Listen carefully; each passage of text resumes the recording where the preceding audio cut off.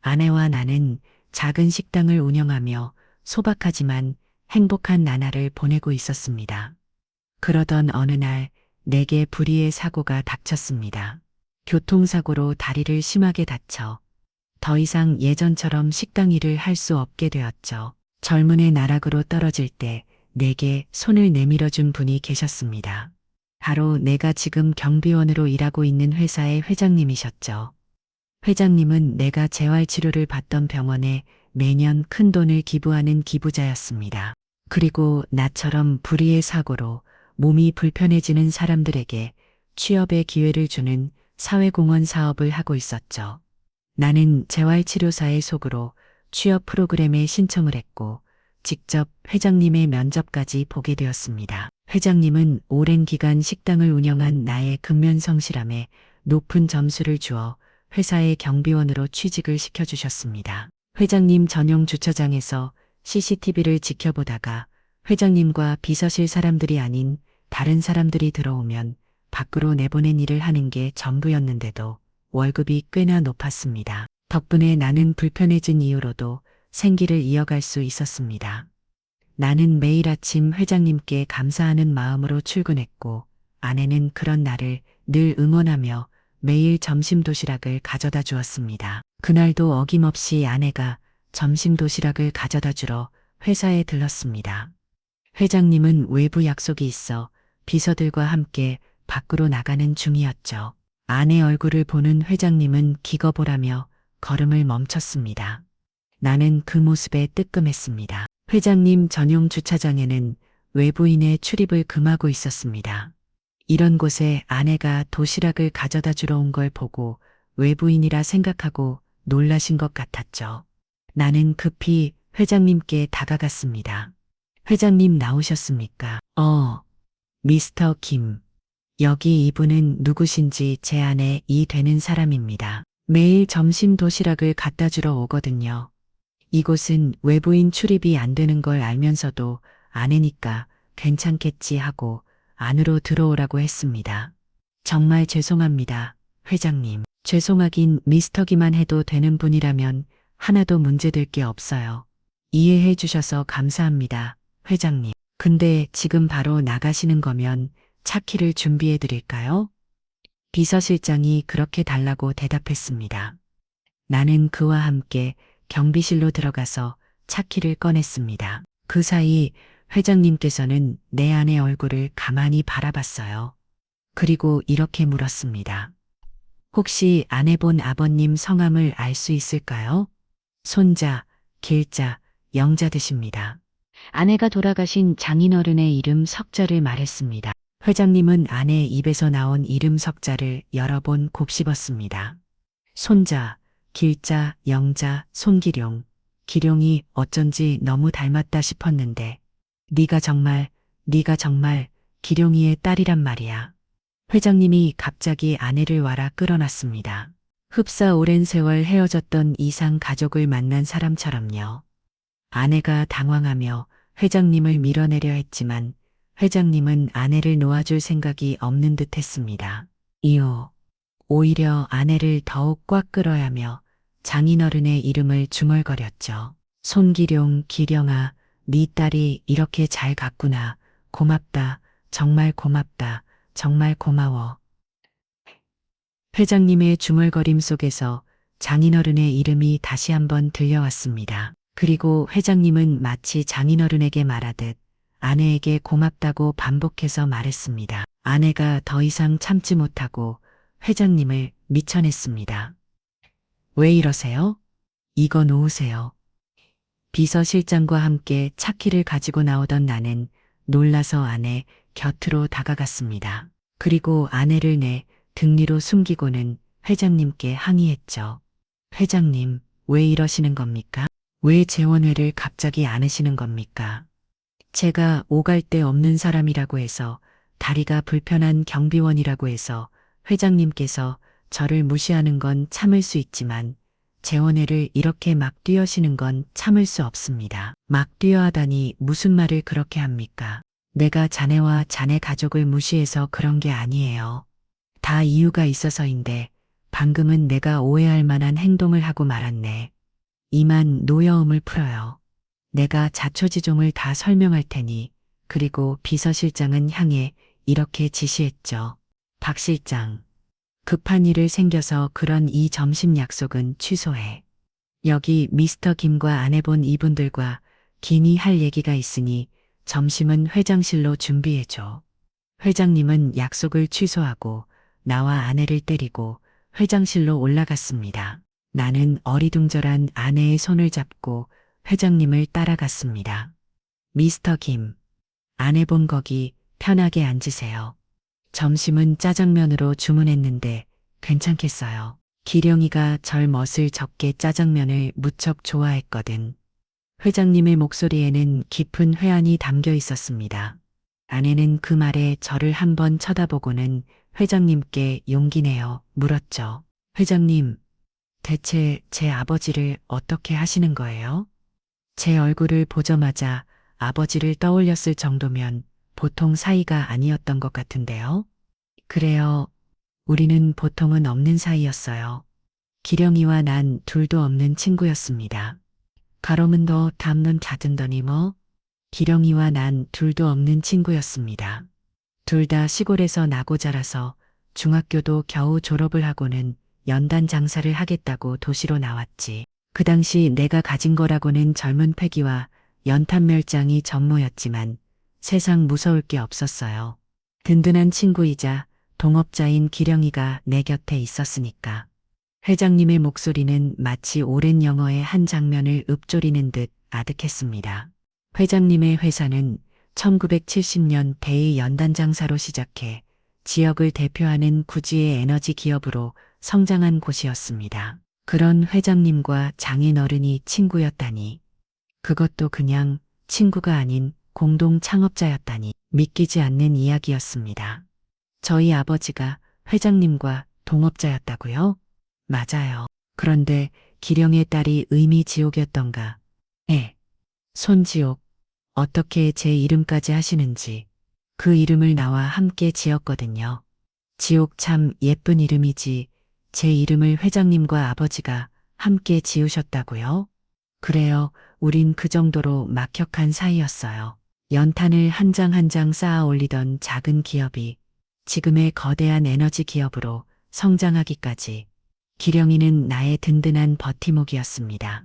저희 아버지는 그냥 시골에서 감자 농사 주시던 분이었는데 정말이지 아버지께서는 한 번 더 그런 얘기를 꺼낸 적이 없으세요. 아마도 그럴 테죠. 기령이는 나와 함께 있던 시간을 지워버리고 싶었을 테니까. 내가 어리석었어요. 그게 무슨 말씀이세요? 내가 거짓말에 속아서 친구의 오정을 저버렸거든요. 회장님은 고개를 떨고 왔습니다. 그의 어깨는 무거운 죄책감에 진을 낀 듯 축 처져 있었죠. 나는 회장님의 말을 이해할 수 없었습니다. 회장님과 장인어른 두 분 사이에는 대체 무슨 일이 있었던 걸까요? 회장님이 말을 이어갔습니다. 사업이 급성장하던 시기였습니다. 회사는 눈부시게 커져갔고 우리는 정신없이 바빴죠. 그때였습니다.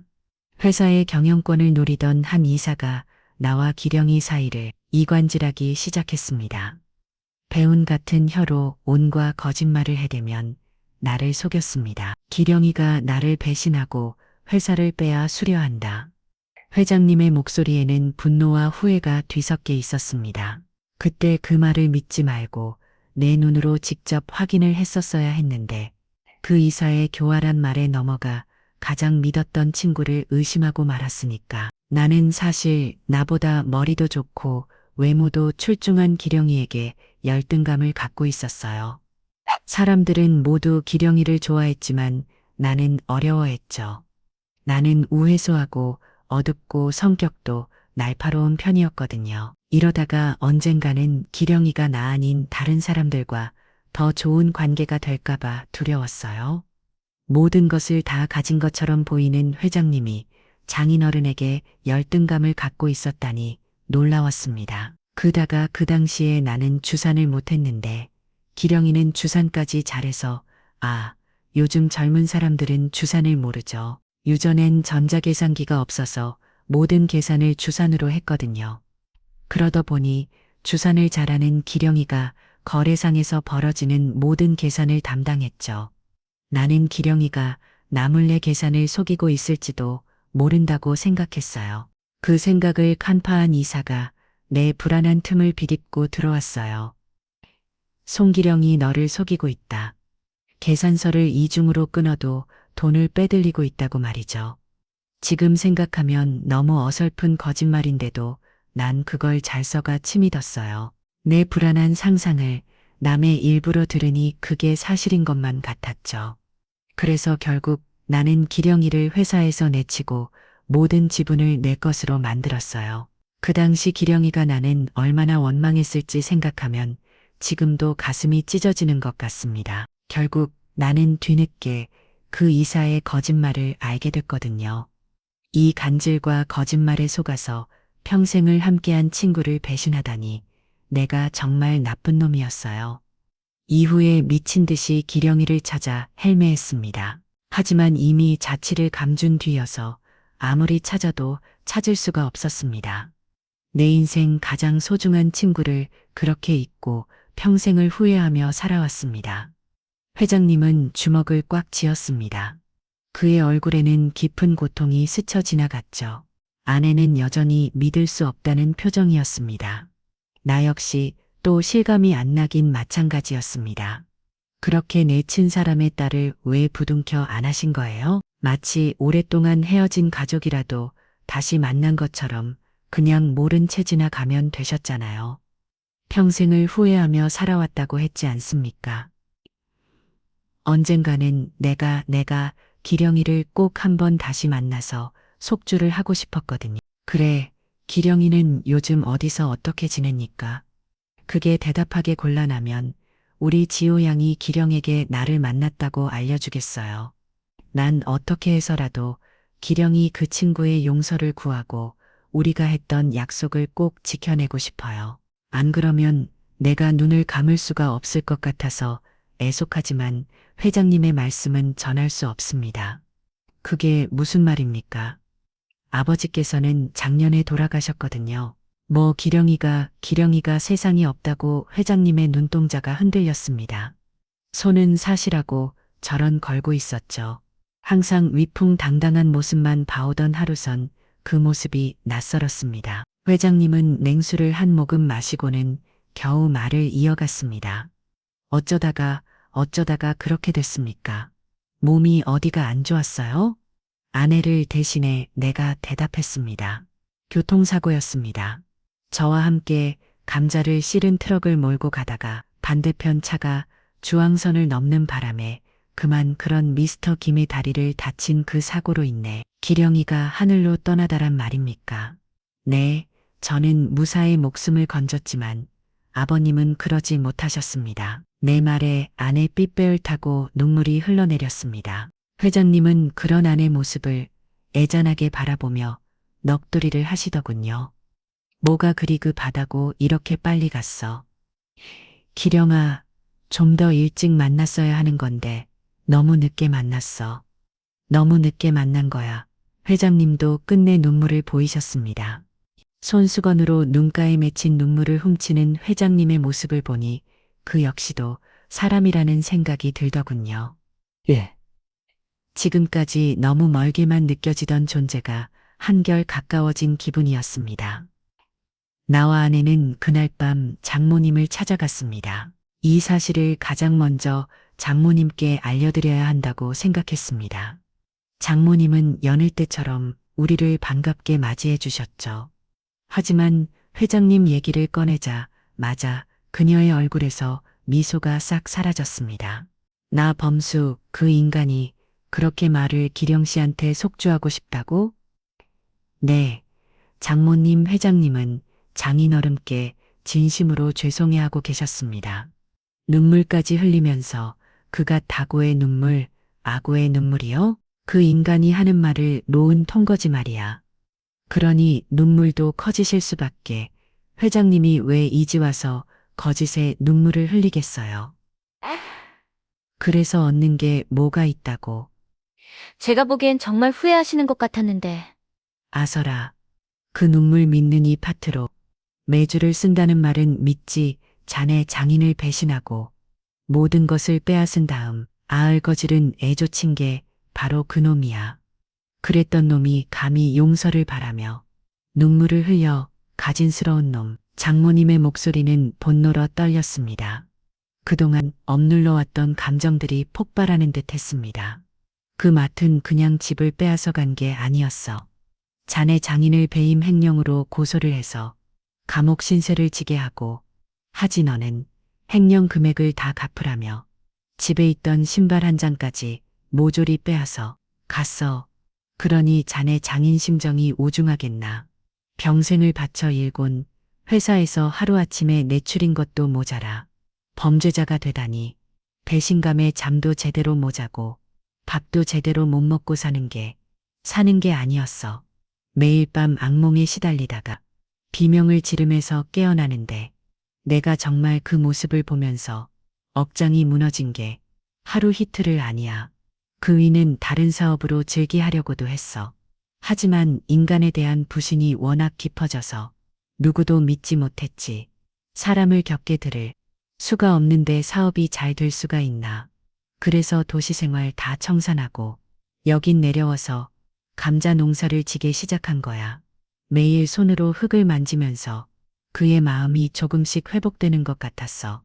흙은 거짓말도 배신도 하지 않으니까. 우리가 피땀을 내려가 만큼 수확을 해낼 수 있으니까.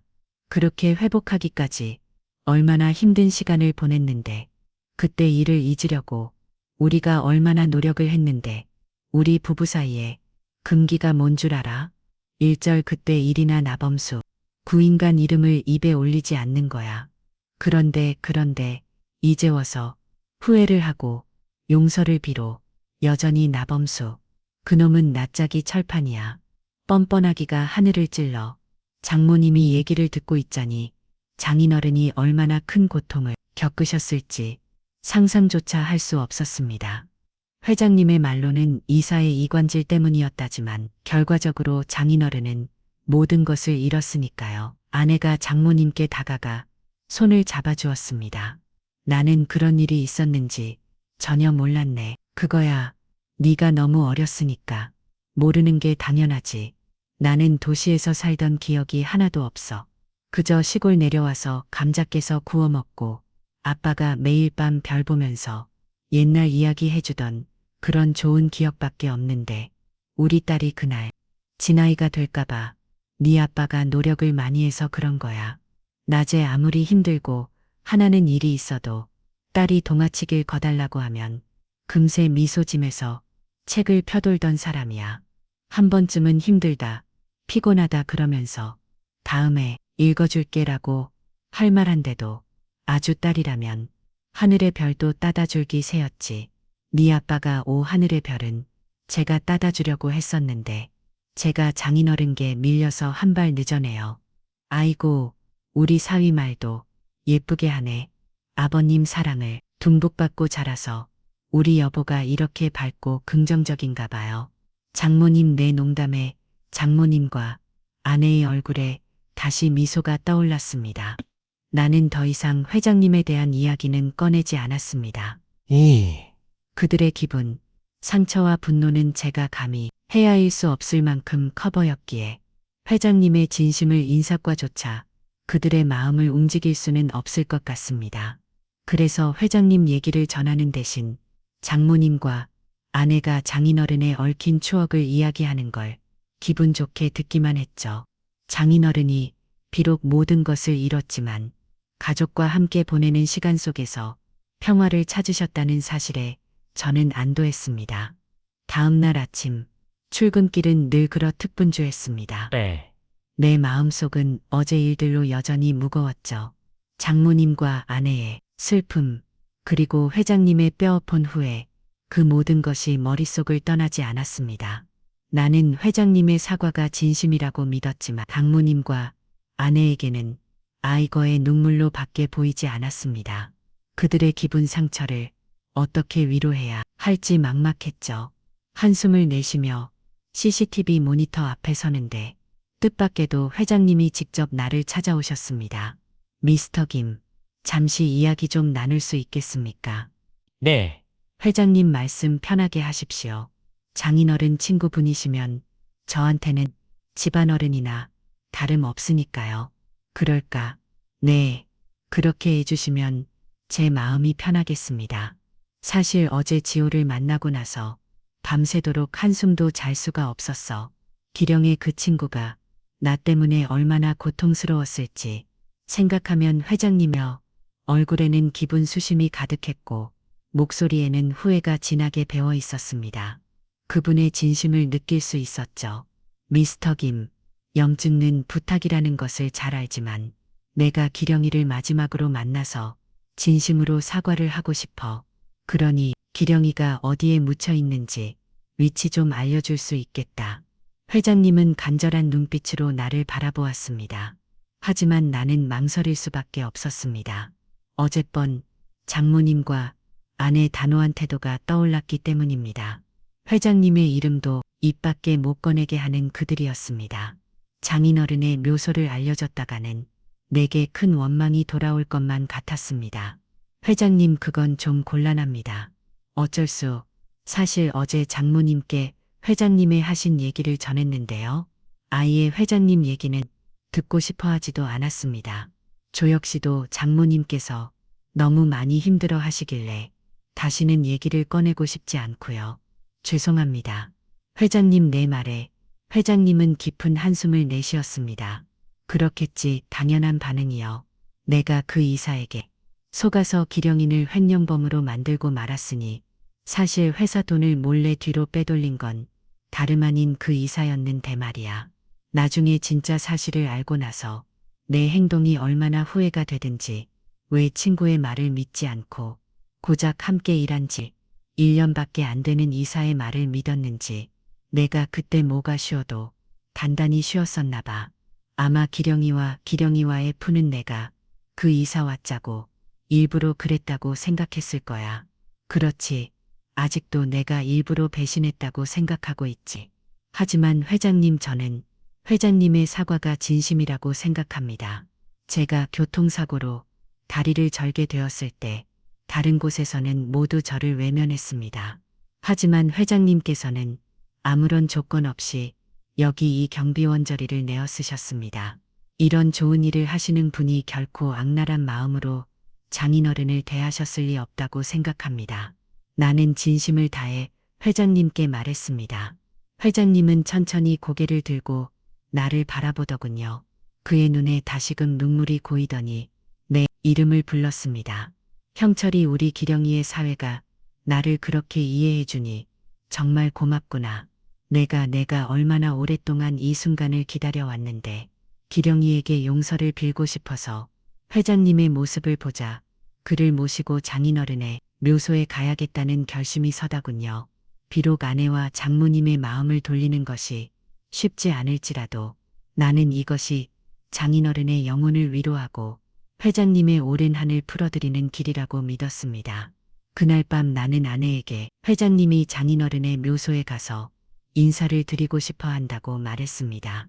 아내는 당연히 반대를 했죠. 나는 아내에게 숨긴 채 회장님을 모시고 장인어른의 묘소로 향했습니다. 마음 한편으로는 아내에게 미안했지만 다른 한편으로는 이것이 옳은 일이라고 생각했습니다. 회장님의 진심을 장인어른께 전해드리면 장인어른도 좋아하실 거라는 확신이 들었죠. 차를 운전해서 가는 내내 회장님은 말이 없었습니다. 그저 묵묵히 창밖만 바라보았죠. 마침내 장인어른의 묘소 앞에 섰을 때 회장님은 한참을 말없이 서 있었습니다. 차가운 비서가 패소 회장님의 어깨가 미세하게 떨리는 것을 보았습니다. 기령아 아더 범수 회장님은 비석을 쓰다듬으며 눈을 감았습니다. 정말 미안하다. 친구야. 내가 너를 배신했어.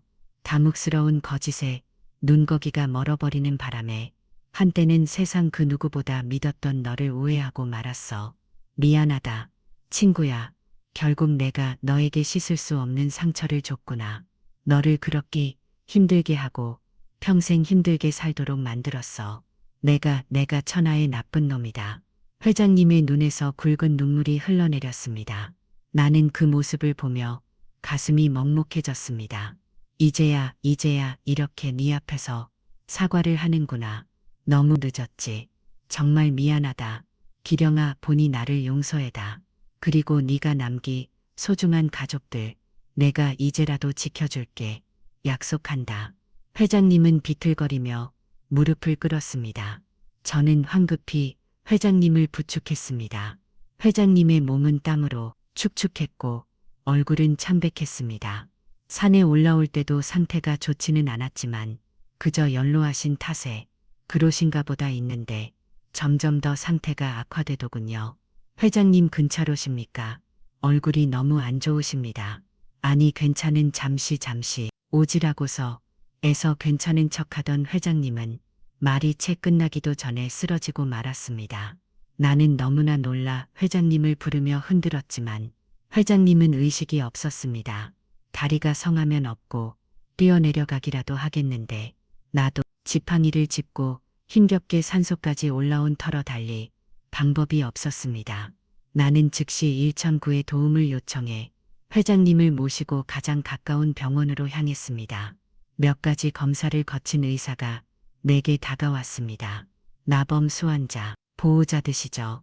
환자분이 암이 많이 진행되는 상태인데 모르고 계셨어요. 네, 암이요. 나는 충격에 할 말을 잃었습니다. 회장님이 암이라니. 나는 고장 비서실장에게 전화를 걸어 우리의 위치를 알려주었습니다. 비서실장은 병원에 연락해 구급차를 타고 다른 병원으로 전원을 할 수 있도록 조치를 취했습니다. 그는 이미 회장님이 암이라는 사실을 알고 있었습니다. 회장님이 매일 오전에 회사에 나왔다가 점심시간이면 약속이 있다고 나가서 회사로 다시 복귀하지 않았던 이유가 바로 항암 치료 때문이었다고 내게 알려주었습니다. 그리고는 내게 회장님께서 살 날이 얼마 남지 않았다고 귀띔해 주었습니다. 나는 회장님이 깨어날 때까지 곁을 지켰습니다.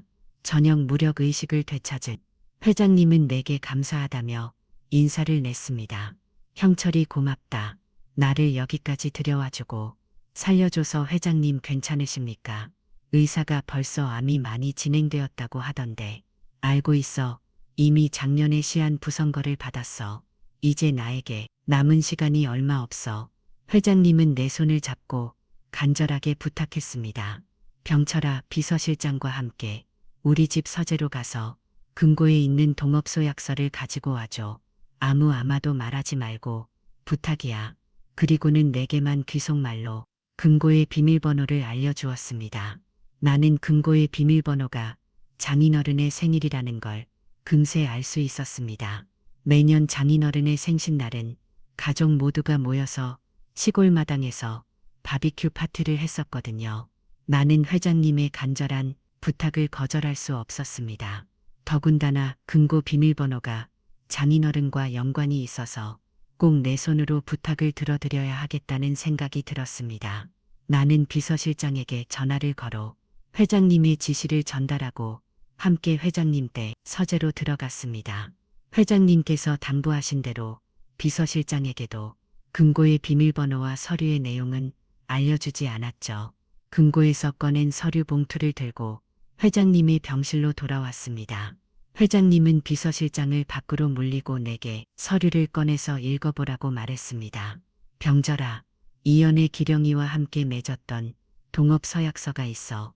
우리가 처음 도시로 와서 연탄 장사를 시작할 때 작성했던 거예요. 서약서를 꺼내서 이번 조항을 읽어봐. 나는 서약서를 꺼내 회장님이 알려준 조항을 읽었습니다. 한 사람이 세상을 떠나면 다른 사람이 남은 가족의 생기를 책임진다. 그 다음 3번 조항 투자 비율이 다르더라도 수익은 절반씩 나눈다. 나는 내 생애 마지막으로 이 서약을 지킬 거야. 이것이 기령이에게 내가 마지막으로 보여줄 수 있는 유일한 우정의 중요야. 그리고 그의 딸과 아내 가족들에게 내가 마땅히 해야 할 도리야. 내가 사람 된 도리를 할 수 있도록 병절이 전에가 나를 좀 도와줘야겠어.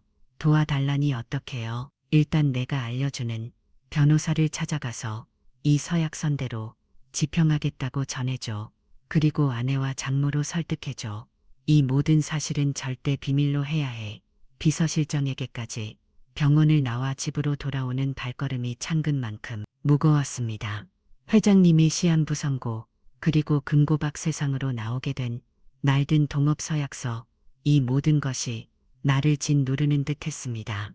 아내에게 이 이야기를 어떻게 꺼내야 할지, 어떤 말로 설득해야 할지 막막했습니다. 하지만 언젠가는 말해야 할 일이었기에 나는 용기를 내어 아내에게 다가갔습니다. 여보, 할 이야기가 있어. 아주 중요한 얘기야. 나는 아내를 소파에 앉히고 오늘 병원에서 있었던 일들을 조심스럽게 꺼냈습니다. 회장님이 시한부 소식, 그리고 그분이 꺼낸 날 근동업 서약서의 존재까지. 이야기가 길어질수록 아내의 표정은 점점 굳어졌습니다. 특히 동업 서약서 이야기를 꺼내자 마자 아내의 눈빛은 차갑게 변했습니다. 동업 서약서라니, 그걸 왜 당신이 가지고 있어? 당신이 그 회사 경비원이면 경비원이지, 그 인간이 시키는 일을 무조건 다 해야 되는 거야? 대체 왜 자꾸 쓸데없는 짓을 해? 술도 없는 짓이라니. 자기가 장인어른 얘기를 하는 회장님의 눈빛을 못 봐서 그래. 이건 회장님의 진심이 담긴 거야. 장인어른과 회장님이 과거에 맺었던 약속이자 우정의 징표라고. 약속? 우정? 배신자 주제에 무슨 우정이 남아서 무슨 약속을 지키겠다는 거야? 키즈 와서 뭘 어떻게 하겠다고. 근데 설마 당신 돈 때문에 이러는 거야? 이참에 그 사람한테 돈이라도 뜯어내고 싶어서? 아내의 말은 비난으로 가득했습니다. 자네의 돈에 환장한 사람처럼 몰고 가는 아내의 말에 한편으로는 화가 치밀어 올랐습니다. 하지만 다른 한편으로는 아내의 반응이 이해가 되었습니다. 장인어른이 과거의 모든 것을 빼앗기고 고향으로 내려와 농사를 지으며 얼마나 힘들어했는지 장모님께 들었던 이야기들이 아내 귀는 실습수. 일 없는 상처로 남아있을 테니까요. 회장님을 벌레보다 못한 사람으로 보는 아내의 마음을 헤아할 수 없는 것은 아니었습니다. 여보, 그게 아니야. 나는 돈 때문에 이러는 게 아니야. 나는 장인어른께서도 분명 좋아하실 거라고 생각해서 그래. 장인어른이 살아계셨다면 딸과 아내가 경제적으로 힘든 것보다는 풍족하게 살기를 원하셨을 거야. 어떤 아파든 다 그렇지 않겠어? 그래서 그 사람의 더러운 돈을 바뀌다는 거야? 아파를 힘들게 하고 배신한 사람 돈을 어떻게 그럴 수가 있어?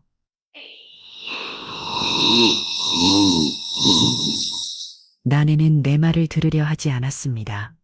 아내 눈에는 내가 그저 돈의 눈이 먼 사람으로만 미치는 듯 했습니다. 나는 답답했습니다. 진심을 알아주지 않는 아내에게 서운한 마저 느껴졌습니다. 여보, 내 말 잘 들어봐. 회장님의 산날이 얼마 남지 않았어. 그런 분이 마지막으로 장인어른께 속죄하고 싶어 하는데 그게 그렇게 잘못된 일은 아니잖아. 속죄 누구도 좋으라고. 속죄해. 아내 목소리는 격앙되어 있었습니다. 아내는 눈물을 그 일성이며 나를 누려보았습니다. 나는 더 이상 아내를 설득할 수 없다는 것을 깨달았습니다. 그녀의 마음속이 자리 잡은 깊은 상처와 뿌리 깊은 보시는 내가 감당할 수 없을 정도로 거대했죠. 나는 한숨을 내쉬며 고개를 떨고 왔습니다. 마음이 답답했습니다. 그렇게 며칠이 지났습니다. 회장님은 동업서약서에 명시된 대로 아내에게 자신의 지분 일부를 넘겨주고자 했고 변호사가 아내를 찾아오기에 이르렀습니다. 아내는 변호사를 돌려보냈고 이 소식은 이상하게 와전되었습니다. 증권 찌라시의 나범소 회장의 막대한 지분이 갑자기 나타난 혼외자에게 넘어간다는 정보가 실렸고 잘못된 정보는 걷잡을 수 없는 소문이 되어 퍼져나갔습니다.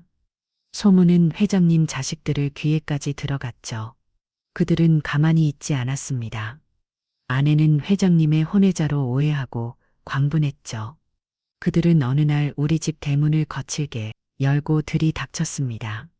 예상치 못한 방문객에 나와 아내는 무척 놀랐습니다. 회장님의 아들딸이 왜 우리 집에 찾아였나 의아했죠. 그것도 얼굴에는 분노와 격려를 가득한 채로요. 나는 그들의 옆에 서 있는 비서실장을 바라보았습니다. 회장님이 왜 그토록 비서실장을 멀리하려고 했는지 알 것 같았습니다. 그는 회장님 곁에서 수발을 들며 회장님의 일거수일투족을 자녀들에게 시시콜콜 보고하고 있었습니다. 회장님의 딸이 아내 앞으로 바짝 다가왔습니다. 세상에 기껏 숨겨둔 혼외자라고 데려온 게 이런 여자였어? 혼외자요?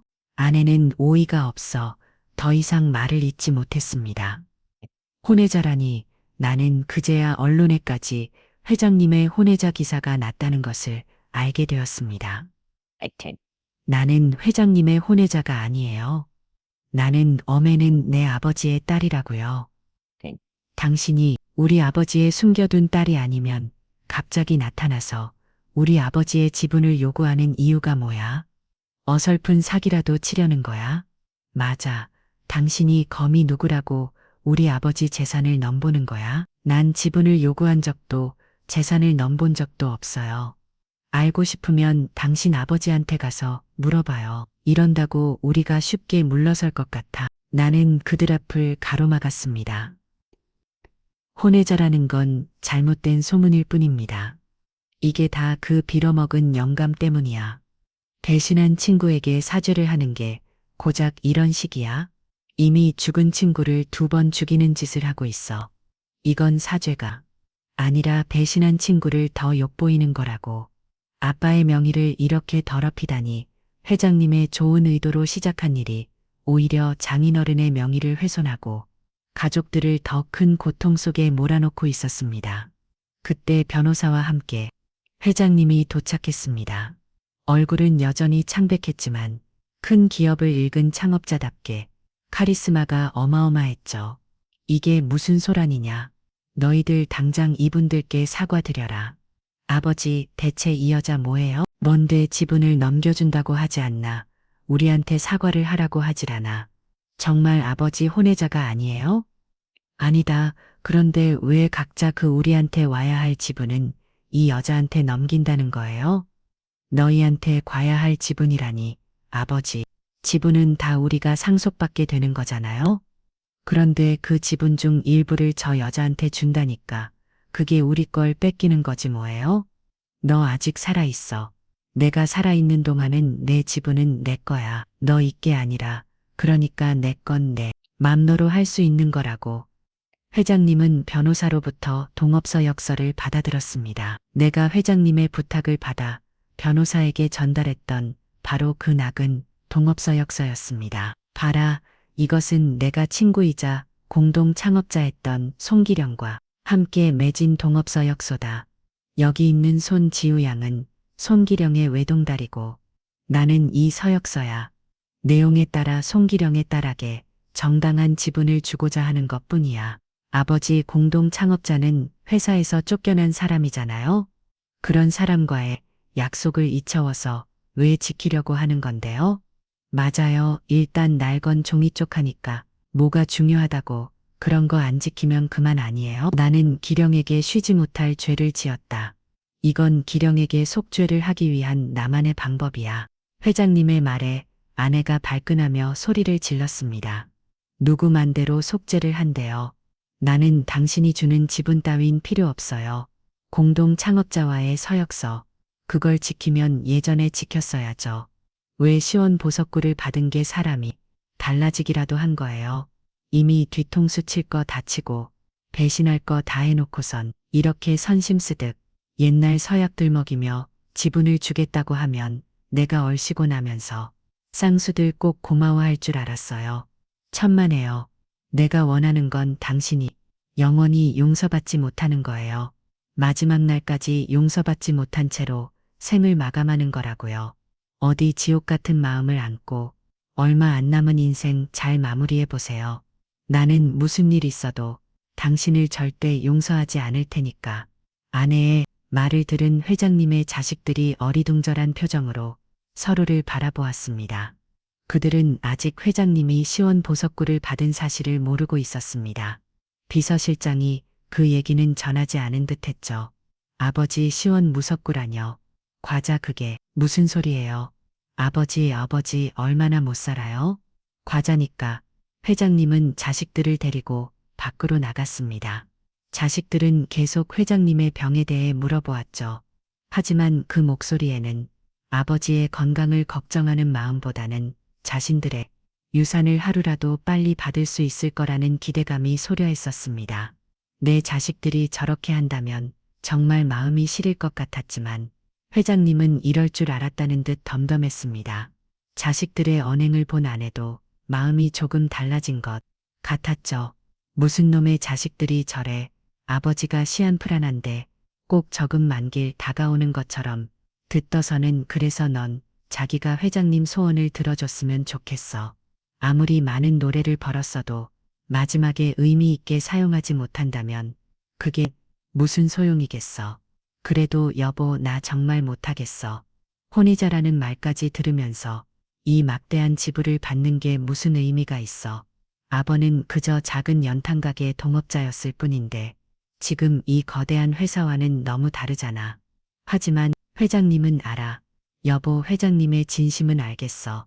하지만 아버지 이렇게 욕보이면서까지 내가 이 모든 걸 감당해야 할 이유가 있을까? 그건 아버도 원치 않으실 거야. 아녀의 목소리는 지층기 색이 역력했습니다.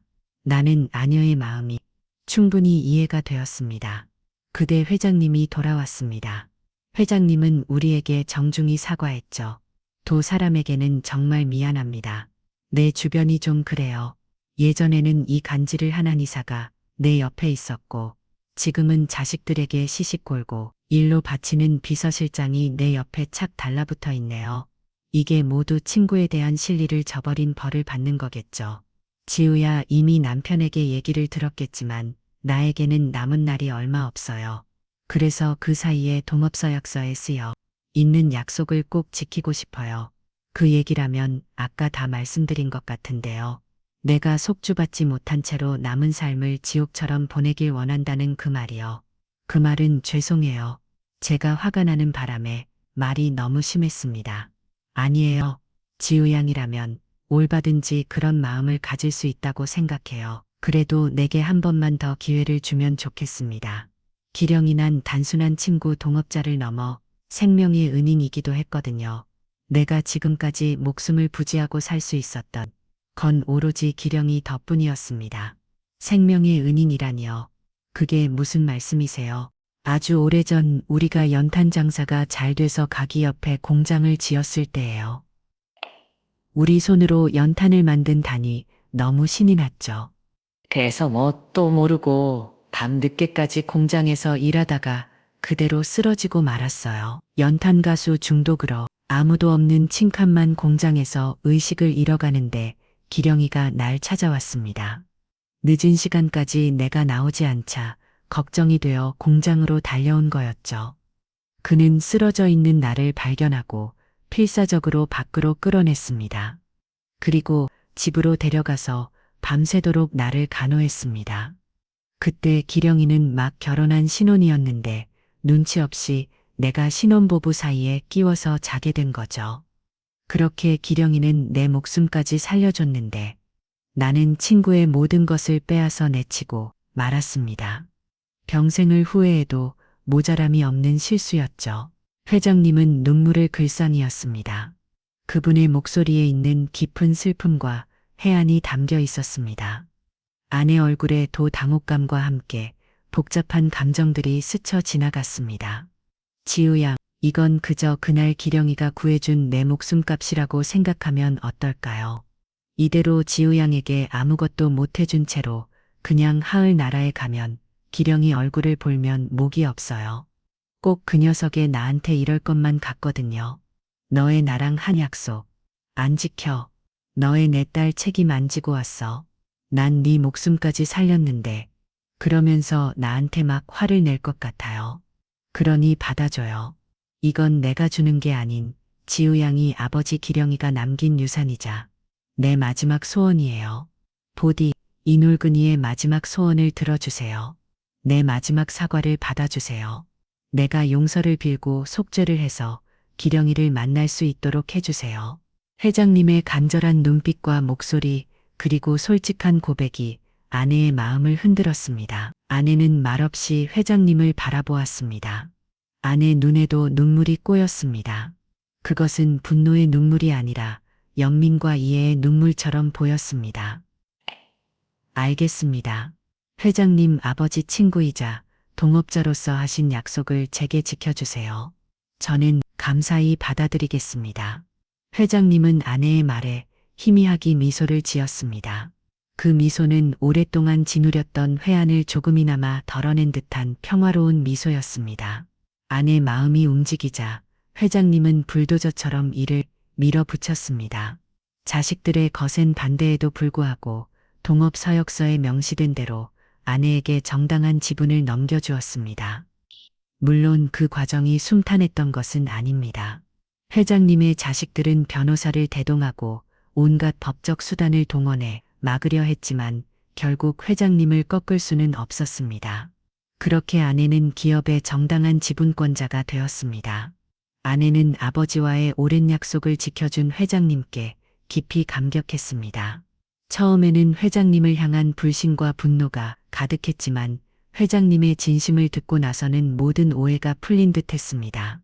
아내는 회장님의 병실을 찾아가 성심성의껏 감사 인사를 전했고 회장님은 아내의 손을 잡고 눈물을 흘렸습니다. 지우 양 고마워요. 지우 양 덕분에 내가 마음 편히 생을 마무리할 수 있게 됐어요. 나는 이제 기령이를 만나서 예전처럼 함께 들판을 뛰어나릴래요. 함께 들판을 뛰어다니며 개구리와 잠자리를 잡았던 시절이 내게는 가장 행복했어요. 그렇게 회장님을 보내드린 후 우리는 이전과는 다른 삶을 살게 되었습니다. 나 역시 경비원에서 지분을 가진 경영자로서 새 출발을 하게 되었죠. 회장님께서는 하늘로 떠나시기 전 내게 기업의 사회공헌 부문을 맡아달라고 부탁했습니다. 내가 가진 경험과 아픔이 이 사회에 소외된 이웃들을 이해하고 도울 수 있는 큰 힘이 될 것이라고 말씀하셨습니다. 나는 회장님의 뜻을 기꺼이 따르기로 했습니다. 가장 먼저 도시가스 요금을 못 내는 어려운 이웃들을 찾아가 도울 방법을 찾았습니다. 단순히 돈을 지원하는 것을 넘어 그들이 자립하일 수 있도록 실질적인 도움을 주는 방안을 모색했습니다. 그리고 아직도 가스 보일러가 없는 집에 연탄을 보내주는 일도 시작했습니다. 회장님과 장애 노른이 처음 사업을 시작했던 그 연탄으로 따뜻함을 나누고 싶었습니다. 또한 나와 같이 몸이 불편한 사람들을 위한 일자리를 만드는 일에도 주력했습니다. 나 스스로 경비원으로 일하며 겪었던 어려움을 누구보다 잘 알기에 그들에게 실질적인 기회를 제공하고 싶었습니다. 이러한 노력들은 기업의 이미지를 크게 향상시켰습니다. 우리 기업은 단순한 에너지 기업을 넘어 사회적 책임을 다하는 존경과는 기업으로 자리매김했습니다. 그리고 나의 삶 또한 완전히 바뀌었습니다. 다리를 저는 경비원이었던 내가 이제는 기업의 사회공헌을 이끄는 경영자가 되어 사회에 긍정적인 영향을 미치고 있습니다. 매일 상과 함께 기업의 가치도 함께 올라가는 것을 느끼며 매일 감사하는 마음으로 오늘도 새로운 하루를 시작하고 있습니다. 하늘나라에서 재회한 장인어른과 회장님도 들판을 뛰어다니며 즐거운 하루를 시작하셨겠죠.